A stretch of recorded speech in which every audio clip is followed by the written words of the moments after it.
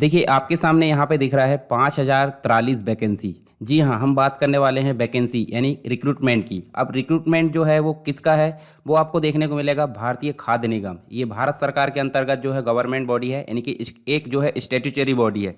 इसे हम बोलते हैं फूड कॉरपोरेशन ऑफ इंडिया। अब इसकी अगर बात करें तो यहाँ पे देखिए इसको हम बोलते हैं फूड कॉरपोरेशन ऑफ इंडिया। इसकी साइड भी आपको दिख रही है।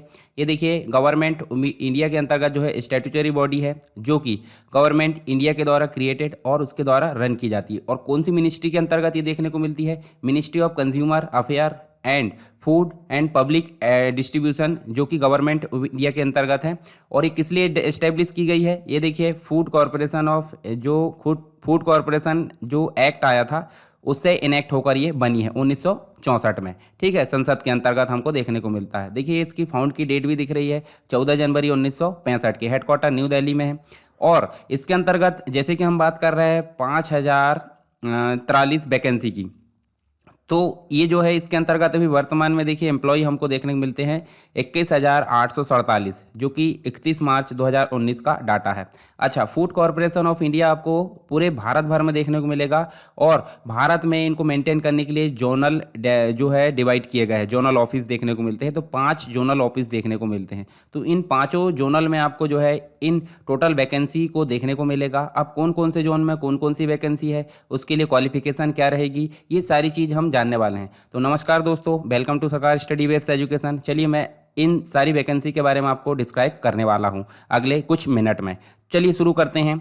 सबसे पहले हम बात करते हैं, जब वैकेंसी की बात करें तो ये स्टार्ट कब से होगी। तो देखिए एप्लीकेशन फॉर्म जो है इसके फिल होना चालू हो रहा है 6/9/2022, यानी कि 6 सितंबर 2022 को सुबह 10 बजे से। और एंड कब तक होंगे, देखिए 5 अक्टूबर 2022 शाम के 4 बजे तक ये जो है फॉर्म फिल हो जाएंगे। ठीक, यानी कि लगभग 1 महीना आपको फॉर्म फिल करने का समय मिल रहा है। दूसरी चीज़ देखिए यहाँ पे एडमिट कार्ड की अगर बात करें तो वेबसाइट पे ही डाउनलोड हो जाएगा। और कब होगा, ये एग्ज़ाम के 10 दिन पहले ही, 10 दिन के आसपास हमको एडमिट कार्ड देखने को मिलेगा। आपको वेबसाइट दिख रही है www.fci.gov.in। इसके अलावा डेट ऑफ ऑनलाइन टेस्ट की बात की जा रही है, तो देखिए जनवरी के मंथ में बात की जा रही है 2023 में, यानी कि अगले साल। ठीक है, तो काफ़ी समय मिलने वाला है। अब आप एलिजिबल हो नहीं हो, इस चीज़ के लिए आपको देखना है कंप्लीट वीडियो, तो आपको समझ में आ जाएगा कि आपकी जो क्वालिफिकेशन है इन वैकेंसी के लिए पर्याप्त है या नहीं है। तो चलिए शुरू करते हैं किक करके। पहले हम जान लेते हैं, देखिए एडवर्टाइज नंबर आपको यहाँ देखने को मिलेगा 1/2022 FCI कैटेगरी 3 के अंतर्गत ये जो है एडवर्टाइज देखने को मिलता है। आज़ादी का अमृत महोत्सव हमको देखने को मिलता है, 75वीं सालगिरह हमारी।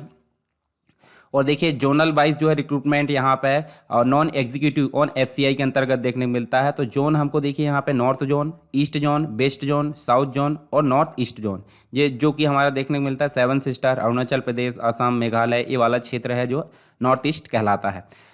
आगे देखते हैं, देखिए जोनल वाइज जो पोस्ट है, वैकेंसीज है, उनमें हम सबसे पहले नॉर्थ जोन देखते हैं। तो नॉर्थ जोन में आप देखिए यहाँ पे जूनियर इंजीनियर, यानी कि सिविल इंजीनियर अगर जिसने किया है उसके लिए वैकेंसी है। और ये पोस्ट कोड हम देख सकते हैं, पोस्ट कोड ABCD आप देख सकते हैं यहाँ पे। ये देखिए ये कंप्लीट पोस्ट कोड आप ध्यान से देखिए। और टोटल वैकेंसी मैंने जैसे बताया आपको 5043 वैकेंसी देखने को मिलती है। तो देखिए ये जो है साइड में आपको देखिए सैलरी पे स्केल दिया है। एज लिमिट यहाँ देखिए इसकी 28 साल है, तो आप सबकी ध्यान से देख लीजिए। इसके अलावा आप देख सकते हैं, देखिए SC ST OBC economic weaker section और अनरिजर्व, इन सबको मिलाकर जो वैकेंसी है वो टोटल मिलाकर यहाँ पे 22 वैकेंसी देखने को मिलती है सिविल इंजीनियरिंग की। ठीक है, इसके अलावा जूनियर इंजीनियर जिन्होंने इलेक्ट्रिकल मैकेनिकल इंजीनियरिंग किया है उसके लिए वैकेंसी है टोटल 8 वैकेंसी यहाँ पे। स्टेनो ग्रेड 3 स्टेनो ग्रेड 2 है यहाँ पे, जिन्होंने स्टेनो किया है शॉर्ट हैंड, उनके लिए 43 वैकेंसी है। असिस्टेंट ग्रेड 3 जो कि जनरल से रिलेटेड है, और यहाँ टोटल मिलाकर 463 वैकेंसी है। असिस्टेंट ग्रेड 3 जो है, जो कि अकाउंट से रिलेटेड है, जैसे कॉमर्स बैकग्राउंड के वाले, कॉमर्स बैकग्राउंड से जो ग्रेजुएशन किए वाले बच्चे हैं उनके लिए वैकेंसी है 142। ठीक है, असिस्टेंट ग्रेड 3 ये टेक्निकल है, ये एग्रीकल्चर या BSc या अलग अलग क्षेत्र में जो BSc की है उनके लिए है 611। असिस्टेंट ग्रेड 3 डिपोर्ट के लिए जो वैकेंसी है 1063 है। इसके अलावा असिस्टेंट ग्रेड 3 जो कि हिंदी से रिलेटेड है वो 36 टोटल मिलाकर वैकेंसी। ये अब देखिए यहाँ पे आपको टोटल जो है नॉर्थ जोन में देखिए 2388 वैकेंसी देखने को मिलती है। इसी प्रकार आप सभी की देख सकते हैं, जैसे साउथ जोन में जैसे मैंने बताया नॉर्थ जोन की, उसी प्रकार साउथ जोन की आप देखिए तो टोटल मिलाकर 989 वैकेंसी है। उसके अलावा ईस्ट जोन में आपको 768 वैकेंसी देखने को मिलती है। नेक्स्ट जो है वेस्ट जोन में आपको 713 vacancy. Next north east zone में आपको 185 वैकेंसी। तो इस प्रकार टोटल मिलाए तो 5043 वैकेंसी यहाँ पे आपको देखने को मिलती है टोटल मिलाकर पूरे इंडिया में, ठीक है, जो कि अलग अलग पोस्ट के लिए है। अब उन पोस्ट के लिए क्या क्या क्वालिफिकेशन की ज़रूरत पड़ती है, यानी कि मिनिमम क्वालिफिकेशन रिक्वायरमेंट क्या क्या होगी, वो हम देखते हैं आगे चलकर। तो यहाँ देखिए सबसे पहले जो सिविल इंजीनियरिंग है, जूनियर इंजीनियर है, उसके लिए देखिए डिग्री इन सिविल इंजीनियरिंग या फिर डिप्लोमा इन सिविल इंजीनियरिंग और 1 ईयर एक्सपीरियंस, 1 साल का एक्सपीरियंस भी चाहिए यहाँ पे। और इसका पोस्ट कोड आप देख सकते हैं। इलेक्ट्रिकल मैकेनिकल जो इंजीनियरिंग है उसके लिए देखिए डिग्री चाहिए इलेक्ट्रिकल इंजीनियरिंग में या मैकेनिकल इंजीनियरिंग में, या फिर electrical engineering with 1 year experience, या फिर जो डिप्लोमा वाले को एक्सपीरियंस की ज़रूरत पड़ रही, बाकी डिग्री वाले को एक्सपीरियंस की ज़रूरत नहीं होगी। स्टेनो के लिए देखिए ग्रेड 2, ये देखिए 40 वर्ड पर मिनट एंड 80 वर्ड पर मिनट इंग्लिश, ठीक है, टाइपिंग एंड शॉर्ट हैंड जो है इसके लिए देखिए इंग्लिश टाइपिंग के लिए 40 वर्ड पर मिनट और शॉर्ट हैंड के लिए 80 वर्ड पर मिनट की ज़रूरत यहाँ पे देखने को मिल रही है बेसिक रूप से, ठीक है। असिस्टेंट ग्रेड 3 जनरल के लिए यहाँ देखिए graduate degree in discipline from recognise university और कंप्यूटर का नॉलेज होना है, देखिए proficiency in use of computer. इसके अलावा अकाउंट के लिए देखिए बैचलर डिग्री और कॉमर्स यहाँ पे देखने को मिलता है, और दूसरा चीज़ कंप्यूटर का नॉलेज। साथ में असिस्टेंट ग्रेड 3 टेक्निकल के लिए बीएससी एग्रीकल्चर या फिर बीएससी इन फॉलोइंग सब्जेक्ट जैसे कि बॉटनी, जोलॉजी या फिर बायोटेक्नोलॉजी या फिर बायोकेमिस्ट्री या माइक्रोबायोलॉजी या फिर फूड साइंस, ठीक है। इन सभी में बीएससी अगर है किसी में एक में तो आप इसके लिए एलिजिबल हो। साथ ही अगर आप बीटेक हो, बीई हो या फिर फूड साइंस एंड टेक्नोलॉजी या फिर एग्रीकल्चर इंजीनियरिंग या इनमें से किसी एक में है आप, तो आप जो है इसके लिए एलिजिबल। परंतु इनमें से किसी एक में होने के साथ साथ आपको कंप्यूटर में जो है कंप्यूटर का नॉलेज उसका सर्टिफिकेट भी होना जरूरी है। आगे देखते हैं, देखिए असिस्टेंट ग्रेड 3 डिपोर्ट के लिए यहाँ पे देखिए graduate degree in discipline from recognise और कंप्यूटर का नॉलेज। साथ ही हिंदी के लिए देखिए असिस्टेंट ग्रेड 3 जो है हिंदी के लिए यहाँ पे डिग्री होना चाहिए, हिंदी के लिए मेन सब्जेक्ट होना चाहिए, देखिए ग्रेजुएशन में मेन सब्जेक्ट होना जरूरी है, ठीक है। मतलब Hindi should be main subject in every year of graduation, किसके लिए, ये इसके लिए, ठीक है। चलिए आगे बात करते हैं हम। यहाँ आपको ध्यान रखना है, जैसे 5 जोन मैंने बताया, तो 5 जोन में से किसी एक जोन के लिए ही आप फॉर्म फिल कर सकते हो, ठीक है, किस 2 जोन के लिए एक साथ फिल नहीं कर सकते, ठीक। दूसरी चीज़, अगर कैंडिडेट जो है, ये देखिए candidate can be apply only for any one of the post code, देखिए 1 2 3 4 5 6 7 जो जितने भी पोस्ट कोड है, पहले तो बात हो रही 5 जोन की, 5 जोन में से किसी एक में हम जो है फॉर्म अप्लाई कर सकते हैं। अब एक जोन में भी मल्टीपल पोस्ट है, तो मल्टीपल पोस्ट में से भी किसी एक को ही हम क्या कर सकते हैं, पोस्ट को अप्लाई कर सकते हैं, ये चीज़ ध्यान रखना है। दूसरा, एज रिलैक्सेशन की अगर बात करें तो एसटी एससी को मिलेगा 5 साल का एज रिलैक्सेशन। दूसरा, ओबीसी को मिलेगा 3 साल का। अब जैसे मान लीजिए किसी की 28 साल है और वो ओबीसी है, तो वो 31, यानी कि अगर वो 3 साल, देखिए यहाँ पर 28 और 3 31 हो जाते, तो 31 साल तक वो फॉर्म भर सकता है। एसटी एससी है तो 28 और 3 कितने हो रहा है, 33 तक वो फॉर्म भर सकता है। तो ये चीज़ आप ध्यान से देख लीजिए अपने हिसाब से। अब सिलेक्शन प्रोसेस क्या रहेगी, सिलेक्शन प्रोसेस की अगर बात करें तो इसमें देखिए फेज़ 1 और फेज़ 2, जैसे अपन देखते हैं ना कि प्री और मेंस होता है, प्री और मेंस दोनों होगा। तो यहाँ पे प्री और मेंस दोनों जो है कंप्यूटर बेस्ड टेस्ट होगा, ऑनलाइन टेस्ट, और MCQ रहेंगे, यानी कि मल्टीपल चॉइस क्वेश्चन रहेंगे।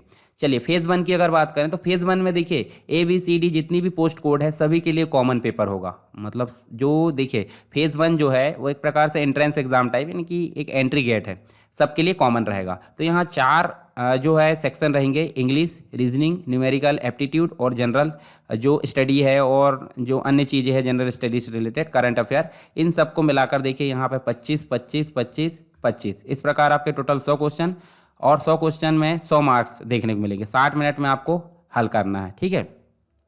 देखिए तीनों जो है बाईलैंग्वेज, यानी कि इंग्लिश हिंदी दोनों में मिलेंगे, और यहाँ पे इंग्लिश जो है सिर्फ इंग्लिश में मिलेगा, ठीक है।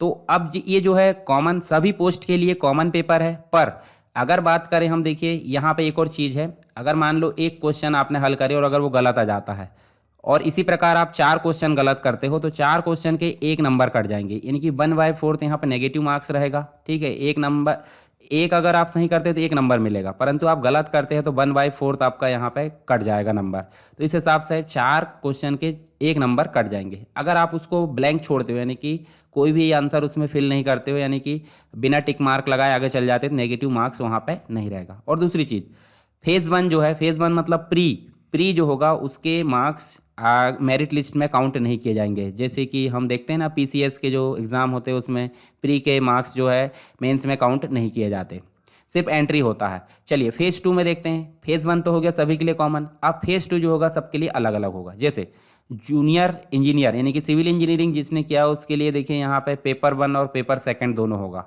ठीक है, उसके बाद इलेक्ट्रिकल मैकेनिकल इंजीनियरिंग के लिए पेपर 1 पेपर 2 होगा, परंतु तीसरा जो पेपर होगा वो सिर्फ स्टेनो के लिए होगा। देखिए यहाँ पे ओनली स्टेनो के लिए होगा। और ये देखिए टाइपिंग और शॉर्ट हैंड की जो प्रैक्टिस मतलब जो टेस्ट होगा, लैंग्वेज स्किल टेस्ट, वो सारी चीज़ इसमें देखने को मिलेगी। नेक्स्ट है assistant grade 3 general, account, technical, report और हिंदी। इन सब के लिए देखिए यहाँ पे असिस्टेंट ग्रेड 3 जनरल के पेपर 1 बस होगा। अब पेपर 1 में क्या आएगा वो हम आगे डिस्कस करने वाले हैं। अकाउंट के लिए पेपर 1 पेपर 2 दोनों होगा, टेक्निकल के लिए 2 पेपर होंगे, और असिस्टेंट ग्रेड 3 जो रिपोर्ट है उसके लिए पेपर 1 बस होगा, और वहाँ असिस्टेंट ग्रेड 3 हिंदी के लिए पेपर 1 और पेपर 2 होगा। चलिए ये पेपर 1 जो है कॉमन होगा सभी के लिए, परंतु पेपर 2 हमने डिस्कस कर लिए, पेपर 3 किस किस के लिए होने वाला है। चलिए यहाँ पे पेपर जो है, पेपर की बात करें, देखिए पेपर 1 में जो है 120 मिनट जो है मतलब हमने देखे ना 3 पेपर, तो किसी में किसी पोस्ट के लिए 2 पेपर है, किसी पोस्ट के लिए सिर्फ तीसरा पेपर है, किसी पोस्ट के लिए सिर्फ पहला पेपर है। यदि पहला पेपर बस दे रहा है तो 120 क्वेश्चन आपके रहेंगे और 120 मार्क्स वो देखने को मिलेंगे, और ये मल्टीपल चॉइस क्वेश्चन रहेंगे, यानी कि जो ऑप्शन वाले होते हैं ना टिक मार्क वाले, वैसे टोटल मिलाकर 90 मिनट में आपको हल करना है। यदि आप जो है किसी पोस्ट को अप्लाई करते हो और उसमें सेकंड पेपर भी है तो आपको 60 मल्टीपल चॉइस क्वेश्चन मिलेंगे। ठीक है, और प्रत्येक जो है 2 मार्क्स का कवर करेगा, तो 120 मार्क्स का रहेगा और 60 मिनट में आपको हल करना है।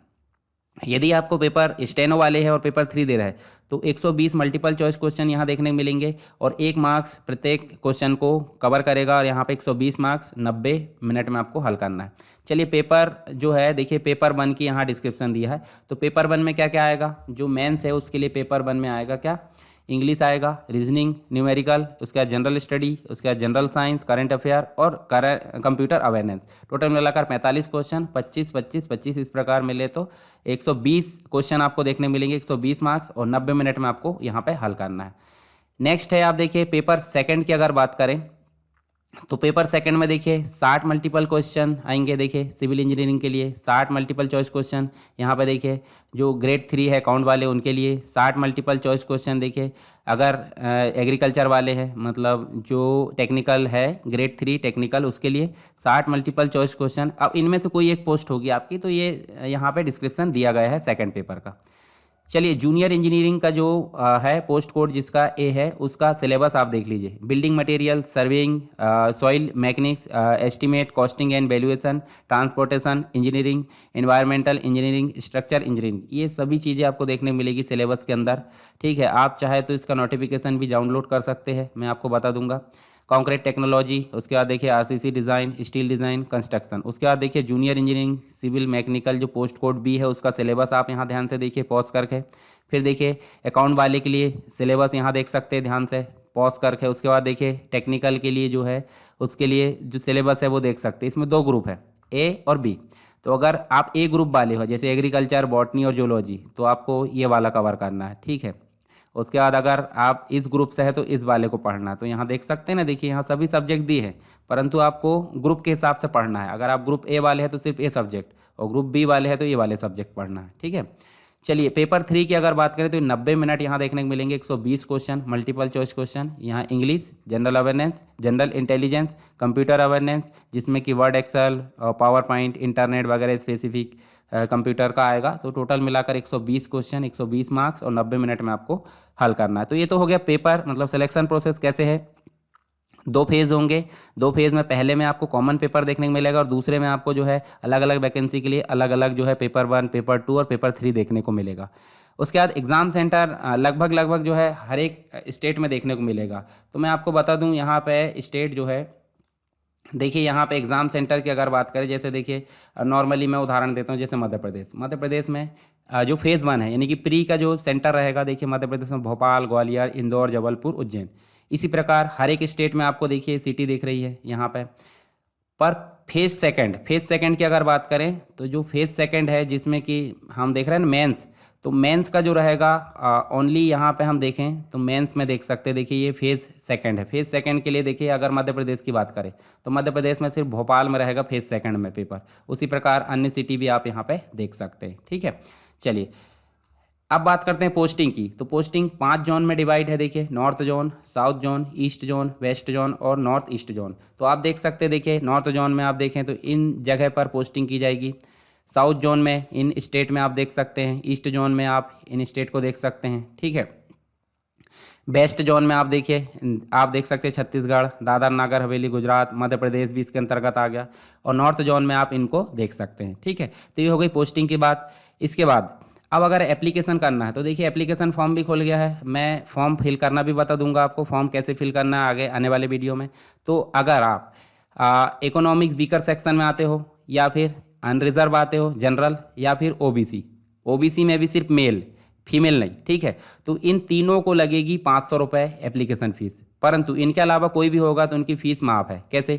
ST SC जो विकलांग है उनके लिए, वुमेन कैंडिडेट है, जैसे देखिए जो एक्स सर्विस मैन है, और जो पहले से मतलब इन सभी के लिए जो पेमेंट है वो एग्जैम्प्ट कर दी गई। एग्जैम्प्ट मतलब होता है माफ़ कर दी गई। ठीक है, इनके लिए फ़ीस नहीं लगेगी। तो सिर्फ फीस किसके लिए लगना है? इकोनॉमिक वीकर सेक्शन के लिए, अनरिजर्व के लिए और ओबीसी के लिए। ये भी सिर्फ मेल कैंडिडेट के लिए। वुमेन के लिए यहाँ साफ साफ लिखा आ रहा है, देखिए women candidate are exempt from जो है पेमेंट। ठीक है, एप्लीकेशन फ़ीस यहाँ पे नहीं लगेगी। चलिए ये तो हो गया हमारा बेसिक रूप से नोटिफिकेशन के बारे में ब्यौरा। अब मैं आपको गूगल ओपन करके बता देता हूँ थोड़ा सा डिटेल कि जो हमारा जो FCI है उसकी जो चीज़ें हैं, मतलब आपको फॉर्म कैसे फिल करना है वो चीज़ें आपको देखने को मिलेगी। चलिए यहाँ पे मैं जो है इसको ओपन करता हूँ। ठीक है, और देखिए इसको आप टाइप करना FCI, देखिए FCI recruitment.in यहाँ पे टाइप करना है। और यहाँ आप जाओगे, देखिए आपको 5 जोन देखने को मिल रहा है। ठीक है, 5 जोन में यहाँ से आप एडवर्टाइज पढ़ सकते हो, और नीचे आपको दिया है एप्लीकेशन प्रोसेस, तो इसको आप क्लिक करोगे तो देखिए ये देखिए यहाँ पे आपको देखने मिलेगा न्यू रजिस्ट्रेशन पे आप क्लिक करके क्या कर सकते हैं, नया रजिस्ट्रेशन कर सकते हैं। और जब रजिस्ट्रेशन हो गया है तो यहाँ रजिस्ट्रेशन नंबर, पासवर्ड और कैप्चा कोड इनको एंटर करके आप जो है सबमिट कर सकते हैं। आपको अगर अप्लाई कैसे करना तो देखिए हाउ टू अप्लाई पे क्लिक कर सकते हैं, हालांकि मैं वीडियो बनाकर आपको बता दूंगा। ठीक है, तो आई होप आपको नोटिफिकेशन समझ में आया होगा। फिर भी अगर कोई डाउट है, मतलब जो वीडियो मैंने है, मतलब जो भी कंटेंट समझाया हूँ इससे रिलेटेड अगर कोई भी डाउट है तो आप मुझे कमेंट बॉक्स में ज़रूर बताएं। ठीक है, चलिए मिलते हैं नेक्स्ट वीडियो में, तब तक के लिए जय हिंद।